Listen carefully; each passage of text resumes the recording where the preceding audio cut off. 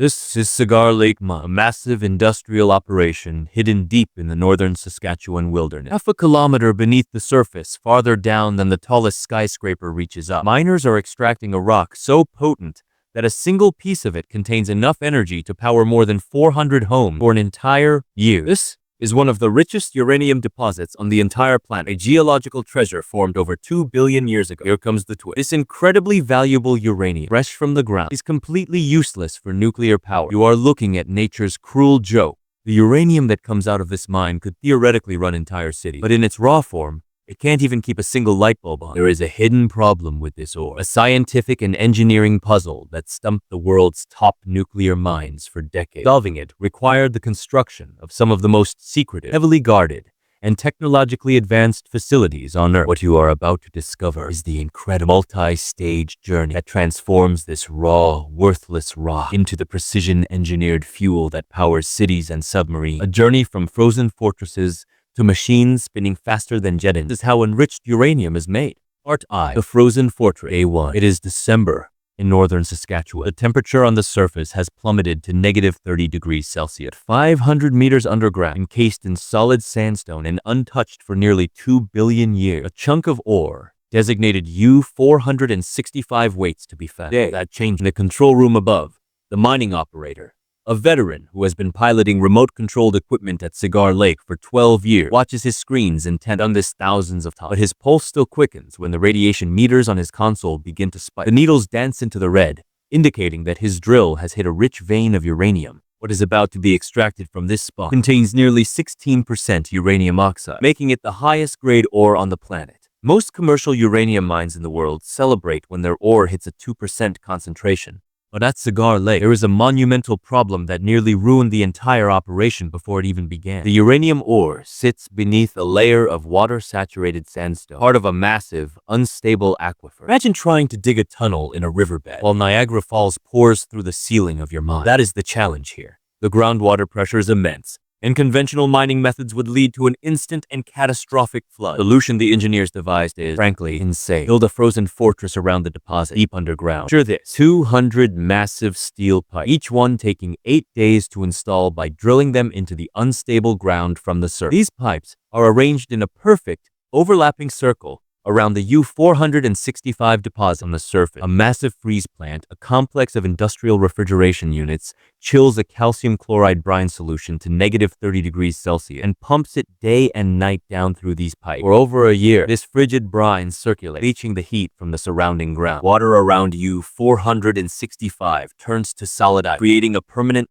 frozen wall of permafrost that holds back millions of gallons of groundwater, allowing the miners to work in a dry, safe environment. With the fortress in place, the mining operator guides his remote-controlled drill towards U-465's exact location. The drill bit is a terrifying thing, studded with tungsten carbide buttons, one of the hardest materials known to science, second only to a diamond. Through a grainy camera feed, the operator watches as the mechanical reamer, looking like a steel octopus with wheeled tentacles, chews through the rock towards U-465. At precisely 10:47 a.m., U-465 breaks free from its 2 billion-year-old resting place and tumbles down a chute into an extraction chamber. The operator, working from a sealed, lead-lined booth 50 meters away, expertly scoops it up with a remote-controlled tram. Radiation emanating from U-465 is potent enough to cause cellular damage with prolonged exposure, so a safety system cycles fresh, filtered air through the entire mine every 20 minutes,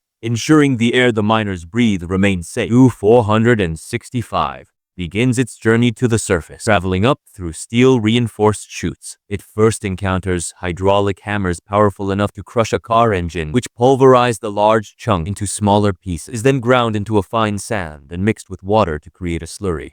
By noon, what was once a solid ancient rock has become a radioactive liquid, pumped to the surface and loaded onto truck number 47 for an 80-kilometer journey through the frozen wilderness that will begin to change its fundamental nature. The operator watches the truck disappear into the snow, a plume of white trailing behind. Thousands of tons of ore are extracted here, but he always wonders about the final destination of a specific piece. For U-465, the journey has just begun. Part 2. The Alchemy of Fire and SA-3. Truck 47 arrives at the Uranium, a fortress-like industrial complex of pipes, tanks, and kiln. The safety inspector waits in a central control room, safe behind radiation-proof glass. 15 years on the job, he has processed enough uranium to power half of Canada, but he still treats every new batch with a deep, professional respect. One mistake here doesn't just mean a bad day at work. It means evacuation zone, hazmat teams in moon suits, and a multi-million-dollar cleanup. High-powered vacuum suction the U-465 slurry from the truck's sealed tank, while the inspector monitors radiation levels from a shielded station 7 meters away. The numbers flash on his screen, all well within safety. First hurdle is clear. Now comes the chemistry. To unlock the uranium, a special acid solution floods the tank containing U-465. This chemical cocktail is designed to dissolve only the uranium compound, leaving the worthless rock and mineral particles behind. Think of it as using a chemical key that unlocks a safe, leaving everything else untouched. Imagine you have a mixture of salt and sand, and you only want the salt. You would dissolve the salt in water, then filter out the sand. Evaporating the water, you'd be left with pure salt crystals. That's essentially what happens to U-465, except instead of salt and water, they use acids powerful enough to eat through steel, contained in specialized tanks. Through the thick observation window, the inspector watches U-465 transform. The dissolved uranium, now a uranium-rich solution, moves through a series of mixer-settler tanks, each one purifying it further. Each stage, the liquid changes color from a murky, muddy brown to a clear, vibrant yellow. It's like watching mud turn into liquid honey. Then comes the roast. At a blistering 1085 degrees Celsius, hot enough to melt copper, the now purified uranium solution is fed into a massive rotating industrial oven called a kiln. This is the point of no return. The extreme heat drives off the water and the acid, leaving behind a solid concentrate. If the temperature in the kiln drifts by even a few degrees, millions of dollars worth of uranium could be ruined in a matter of minutes, turning into the wrong chemical form. The inspector watches the temperature gauges constantly. Too hot, and the uranium oxidizes incorrect, becoming difficult to process later. Too cool, and the chemical conversion won't complete. For 4 hours inside the roaring kiln, U-465 emerges as a fine, jet black powder, known in the industry as yellowcake. Though it looks nothing like the rock extracted just days ago, the inspector carefully funnels this powder, now called U-308, into drum 2847, a standard 210-liter steel container, built to survive train crashes, highway accidents, falls from great height. He seals it with an official inspection stamp and adds the ubiquitous radiation warning label. Each sealed drum contains enough potential energy to power a small town for months, but right now, that energy is still locked away. U-465 powder is only 0.7% uranium. 235. A useful fissile isotope. To become reactor fuel, it needs to be concentrated to between 3% and 5%. As drum 2847 is loaded for transport, the inspector logs its number in a thick logbook. In his 15 years, he has sealed over 12,000 drums. He stamps the paperwork. He sometimes wonders if the uranium he's processing will one day power his own house. What happens next will determine if U-465 ever gets that chance. Part 3. Falling Stardust. Day 10. A hazardous materials driver has been transporting uranium shipments for 20 years, but he knows this cargo still requires extraordinary care. From 2847, containing the essence of U-465, now sits in his specially designed trailer, along with 47 other drums. Each drum is tracked by a dedicated GPS transponder and monitored remotely by the International Atomic Energy Agency. The truck itself isn't ordinary. It's built like a rolling bank vault with reinforced steel wall, internal radiation shielding, and a multi-lock system that would make professional thieves weep with frustration. The route he takes is classified. He can't even tell his family which highways he'll be using. The primary fear isn't theft. Natural uranium is nearly useless without the complex enrichment process that follows. Real fear is a catastrophic accident that could spread radioactive material across a major highway. The driver remembers his first uranium run vividly. His hands shook on the wheel, his mind imagining every passing car was about to swerve into him. Now, after more than 2,000 trips, he knows the real danger is complacent, the kind that leads to mistakes. That's why he still checks his personal radiation badge every hour and verifies the container seals at every mandatory stop. The 2,000-kilometer journey to the conversion facility in Ontario takes 3 full days. Stops are only permitted at designated secure depot, where armed guards watch the truck while the driver sleeps in a special, secure dormitory. Stopping at regular truck stops for coffee or a meal is strictly forbidden. The risk is simply too high. While driving through the Rocky Mountains, his mind wanders to the physics of his cargo. Each drum behind him contains uranium atoms that were forged in the heart of a supernova explosion billions of years ago, long before the Earth even existed. These atoms traveled through the cosmos, became part of the accretion disk that formed our planet, got buried deep underground, and are now heading to a facility to be transformed into something that can power a city. He's not just hauling industrial material, he's hauling stardust. On day 13, the truck finally pulls into the Port Hope conversion facility in Ontario. Robotic system monitored from a safe distance carefully unload drum 2,847 while the driver watched. Delivery is a success, like thousands before it. But for U-465, the transformation is about to get far more interesting. The black powder in drum 2847 is about to become one of the most corrosive and dangerous substances ever created by science. Driver signs the final delivery paper and heads home. Next week, he'll make the same run with 48 new drums. Now, inside a place where the wrong chemical reaction could shatter, steal, and unleash an invisible, lethal cloud, U-465's most critical transformation is about to begin. Part 4. Naming the chemical beast. Day 30. Lead chemist approaches the blast-proof window, her hands steady, despite knowing that what happens in the next few hours will either unlock U-465's power or destroy it completely. Inside the sealed, inert atmosphere chamber, drum 2,847 sits, waiting for its most dangerous transformation yet, conversion into uranium hexafluoride, or UF6. This is a gas so aggressively corrosive, it can eat through human skin on contact and, if inhaled, would dissolve the bones from the inside. Her hands move across a control panel that looks like it belongs in a NASA mission control center. One wrong temperature setting, one incorrect pressure valve, and U-465 could become worthless radioactive waste. Tension builds as fluorine gas, one of the most reactive elements in the periodic table. Pale yellow gas that will react with almost anything is prepared to meet the U-465 black powder at a precisely controlled temperature of 550 degrees Celsius. The moment arrives. Chemist initiates the sequence. Through the thick observation port, a bright, violent flash of flame erupts as the U-465 powder reacts exothermically with the fluorine gas. She watches the temperature spike on her screen, pressure gauges dancing into the red zone as the reaction proceeds. This isn't just making uranium gas. This is taming a chemical beast that instinctively wants to destroy everything it touches. The entire facility is constructed from special nickel alloys and aluminum, the only common materials that can survive UF6's insatiable hunger to corrode everything else. Here's the crucial reason this terrifying process is necessary. Natural uranium is 99.3% uranium-238 and only 0.7% uranium-235. U-235 is the special isotope.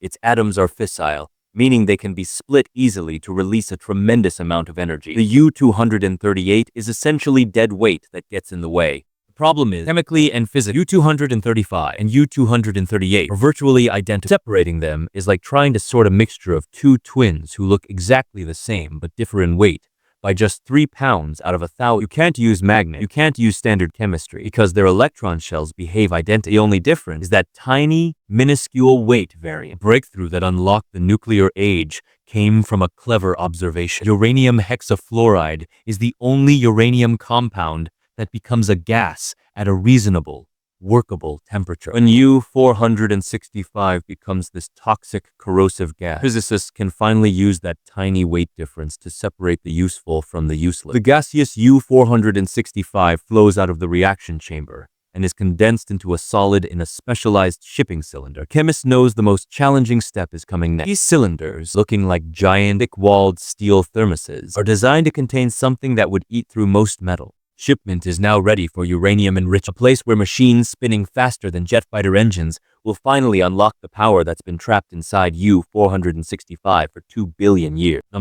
Part 5. The Spinning Dervish A4. Centrifuge operator arrives long before dawn at a secured uranium processing facility, a large industrial complex in a remote location protected by multiple layers of restricted access protocol. Inside, the facility houses thousands of advanced centrifuges arranged in precise rows, each one spinning steadily inside its protective casing, creating a constant, controlled hum of industrial precision. The operator monitors banks of control panels that look more like the cockpit of a commercial airliner than typical industrial machinery. Centrifuge represents a remarkable engineering achievement, with rotor tubes spinning at extremely high speed. The mechanical forces involved push materials to their limit, requiring specialized construction. At these high speeds, the slight weight difference between U-235 and U-238 becomes measurable. Centrifugal force moves the heavier U-238 molecules toward the outer wall of the spinning rotor, while the lighter U-235 molecules concentrate nearer the center. Precision mechanism collects the U-235 enriched material from the center and directs it to the next centrifuge in the sequence, while the remaining material is circulated for further process. U-465's processed material moves through thousands of these centrifuges connected in series. With each stage, the concentration of U-235 gradually increases toward the desired level. The operator monitors the process using precision measurement instruments. The objective is to increase the U-235 concentration from its natural state to the level required for controlled energy production in power plants. U-465 reaches the specified concentration. The material undergoes final processing. It is converted back into a solid powder form, now prepared for its intended use in energy generation. This material will eventually be manufactured into precision-engineered fuel pellets. The operator reflects on the remarkable efficiency of this process. Single, small pellet contains energy equivalent to massive amounts of conventional fuel. Part 6. The Cathedral of Power. Day 50. At a specialized manufacturing facility, technicians receive the processed U-465 material in clean, controlled environment. Powder is precisely formed into small ceramic pellets, each one a carefully engineered cylinder. These pellets will contribute to power generation for community. Quality control experts examine each one using precision equipment, checking for any microscopic imperfections that could affect performance during use. Quality standards are extremely rigorous. Even minor imperfections can lead to rejection. Only pellets meeting exact specifications proceed to the next manufacture. Approved pellets are loaded into tubes made from specially selected alloy. This material is chosen for its unique property. It allows the desired process to occur efficiently while withstanding the demanding conditions inside a power generation system. Automated systems, guided by precision lasers, arrange these fuel tubes into complete assemblies. Each bundle contains numerous individual tubes, positioned in carefully calculated patterns to optimize performance. The finished assemblies represent the pinnacle of precision engineering. Technicians conduct comprehensive inspections using advanced scanning technology to verify internal integrity. Each completed assembly is then securely sealed and placed in specially designed transport containers, engineered to withstand extreme conditions during transport. Finished assemblies are transported under strict protocols to power generation facilities. Every shipment is monitored continuously. Routes are carefully planned, and deliveries follow established safety and security procedures. Part 7. The Promise Fulfilled. Day 6. At the power generation facility, operators receive the new fuel assemblies with appropriate care and professionalism. This represents the culmination of an extraordinary journey spanning billions of years. The uranium that originated in stellar processes remained deep underground for eons and was transformed through advanced scientific methods, now reaches its intended purpose, providing clean, reliable energy for a community. The reactor vessel itself is a steel cathedral, a massive structure, 40 feet tall with walls 8 inches thick. It opens to receive its new fuel. Robotic arms, guided by operators in radiation suits from a safe control room, carefully insert each fuel assembly into the reactor core. The geometric precision is critical. Each assembly must be positioned to create the perfect balance between a powerful, sustained chain reaction and absolute safety. From the main control room, the reactor operator initiates the startup procedure. With a flick of a switch, the neutron-absorbing control rods begin to withdraw from the core. Neutron levels displayed on screen begin to climb exponentially, and then it happens. The first U-235 atom in one of U-465's pellets splits, releasing neutrons that strike other U-235 atoms. Then another splits, then billions upon billions. A self-sustaining chain reaction that scientists dreamed of for decades finally begins in earnest. Deep blue glow, known as Cherenkov radiation, appears in the water surrounding the core, a visible signature of particles moving faster than the speed of light in that medium. Intense heat builds in the fuel rod. Surrounding water turns to high-pressure steam. The steam pipes rush towards the turbine hall, where they spin massive turbines. Generators convert that spinning motion into electricity. The control room. Lights flicker across monitoring panels